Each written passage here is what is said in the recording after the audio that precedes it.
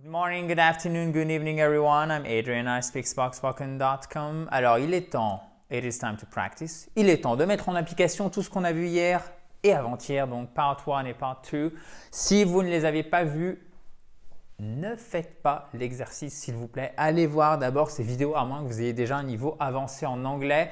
C'est vraiment important s'il vous plaît de bien respecter la marche à suivre parce que là on parle de grammaire fondamentale qu'on utilise tout le temps, à savoir comment utiliser les temps après if dans les phrases qu'on appelle les if clauses. If clauses, ce sont les phrases avec if. Par exemple, si j'avais de l'argent à gaspiller, je ferais ça. Si je regarde ce film, je n'améliorerai pas mon anglais ce soir. Comme c'est un futur simple, techniquement en français, officiellement, ça se prononce comme un E accent aigu. Même si 99% des gens dont je fais sans doute partie, je mets juste dont par mauvaise foi, dont je fais partie, c'est simplement par mauvaise foi parce que je fais la faute aussi. Comme la plupart d'entre nous, je dis je n'améliorerai et c'est je n'améliorerai. Techniquement, c'est un futur simple et ça a toute son importance en anglais, c'est pour ça que je le précise.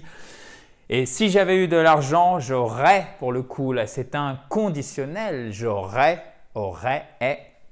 fait ça. Si je n'avais pas regardé la télé, j'aurais amélioré mon anglais. Maintenant, vous regardez cette fabuleuse chaîne YouTube, vous êtes sûr de l'améliorer votre anglais. Et d'ailleurs, si vous n'êtes pas encore abonné, vous pouvez réparer cette erreur, si je puis dire. Évidemment, second degré. Il suffit de cliquer sur le bouton rouge, quoique en bas à droite. Même chose pour bien démarrer, j'ai conçu un kit pour apprendre ou reprendre l'anglais qui fait 37 pages illustrées concrètes et qui est gratuit. Vous pouvez le récupérer en cliquant sur le i en haut à droite ou sur le lien qui est juste en dessous dans la vidéo, mais ça ne nous dit pas comment on va faire l'exercice. Enfin, comment on va le faire? Oui, mais par contre, ça ne fait pas l'exercice. Donc maintenant, c'est à vous de jouer. Si j'avais de l'argent à gaspiller, je ferais ça. De toute façon, vu que vous avez vu la partie numéro 2 ou la partie numéro 1, vu que vous êtes précipité si vous ne l'avez pas fait pour aller les revoir, du coup, maintenant, c'est facile. Vous savez que si on a if plus le prétérit, appelé aussi simple past, derrière on a je ferai et oui, donc le conditionnel présent, ce qui nous donne if I had money to burn. Ah oui, je vous ai mis une petite expression. To have money to burn, c'est littéralement avoir de l'argent à brûler, donc de l'argent à gaspiller. Vous l'avez compris, chers amis. I would do this. I would. Alors, le L ne se prononce pas et le OU se prononce comme un OU court. Donc, un OU de longueur normale pour nous, francophones. Well, if I had money to burn, I would do this. Si j'avais de l'argent à gaspiller, I would do this. Je ferais ça. OK, guys? Past simple, conditionnel présent.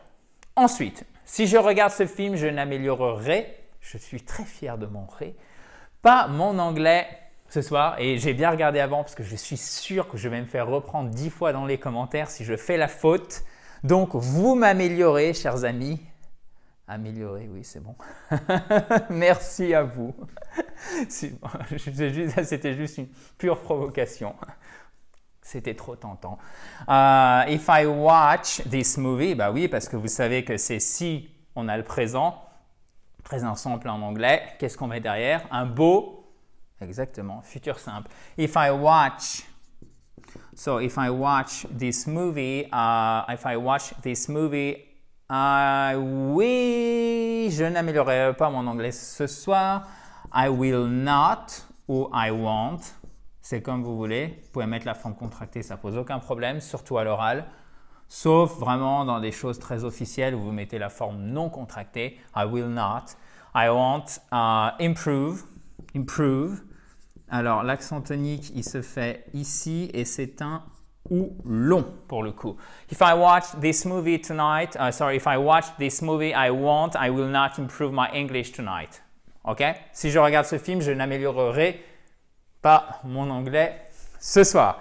Si j'avais eu de l'argent, j'aurais fait ça.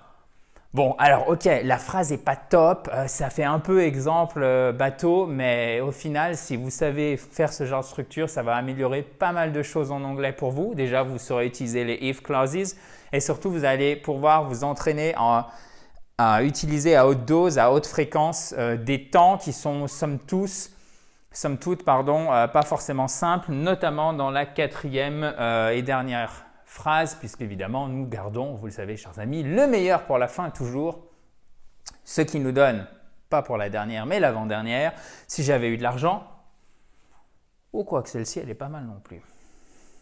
J'aurais fait ça. Donc ici, on a un plus que parfait, ce qui nous donne un past perfect en anglais. Et comme on a le if plus past perfect, qu'est-ce qu'on met derrière? Past perfect, c'est comme plus perfect, c'est le même temps. Qu'est-ce qu'on a derrière? Exactement, un conditionnel passé. Bravo. Si j'avais eu de l'argent, if I had money. Ben oui, puisque le past perfect, c'est had, plus le participe passé du verbe. Et là, le verbe, c'est avoir, l'action, c'est avoir de l'argent. Donc le participe passé de avoir, c'est had. Donc oui, je sais, c'est un peu bizarre d'avoir les deux à la suite, mais ça, c'est bien un auxiliaire et ça, c'est un verbe. Ce n'est pas la même chose, auxiliaire, verbe. On y reviendra si ça pose problème, vous me direz ça dans un commentaire. If I had money to burn, I would have done this. Exactly. Donc, pour faire le conditionnel passé en anglais, je vais me pousser. Je me pousse même tout de suite. On met, si vous ne voyez plus, ce n'est pas grave. Hein. Le but, c'est que vous puissiez progresser, que vous voyez le tableau, pas moi. Would, pour le conditionnel passé, on met donc l'auxiliaire pour faire le conditionnel, jusque-là, évidemment. Ensuite, on met have, qui reste toujours have, et après, on met le participe passé de l'action. I would have done this. If I had money to burn, I would have done this. OK, guys? Vous me direz si c'est bon. Et encore une fois, guys, en American English, c'est à la fois pour les hommes et à la fois pour les femmes, ou pour les femmes et pour les hommes. Évidemment, les deux sens sont parfaitement équivalents. Guys, ce n'est pas les gars au sens de les hommes, d'accord? Non, c'est plutôt même, si on voulait le traduire en français, chers amis. OK? Guys? Voilà. Donc évidemment, ce n'est pas genré, c'est parfaitement impersonnel et neutre. Et j'ai même vu, même très souvent, des mères de famille appeler interpeller leurs enfants, que ce soit deux filles, deux frères, deux sœurs, deux frères, une sœur, etc. Là aussi, ce n'est pas genré. Guys. Par exemple, vous avez deux filles, elles font n'importe quoi. Guys, what are you doing? Bon, je le fais mal, hein, vous l'avez compris, mais c'était juste pour l'anglais. Guys. Et pourtant, je m'adresse à mes deux filles. Ça marche aussi. Mais je me suis fait cette réflexion parce que j'ai regardé une vidéo YouTube avec une famille américaine. C'était dimanche, donc le dimanche qui vient de passer. Et du coup, en fait, je me suis fait cette réflexion, je me suis dit que j'allais vous en parler parce que c'était une illustration qui me semblait très à propos pour illustrer le guys. Ceci dit, refermons cette immense digression. Mais comme vous êtes habitué à cette fabuleuse chaîne YouTube à laquelle vous pouvez vous abonner en cliquant sur le bouton rouge en bas à droite, vous n'êtes plus étonné.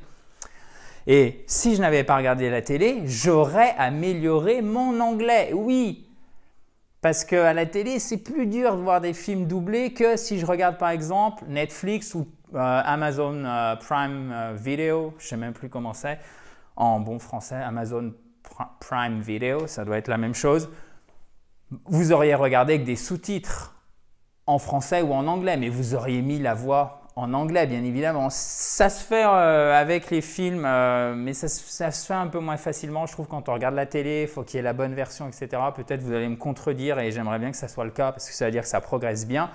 Mais je dois vous avouer que je ne regarde plus trop la télé. Donc du coup, là-dessus, je suis un peu bancal. Mais en attendant, si je n'avais pas regardé la télé, pas la TV, sorry guys,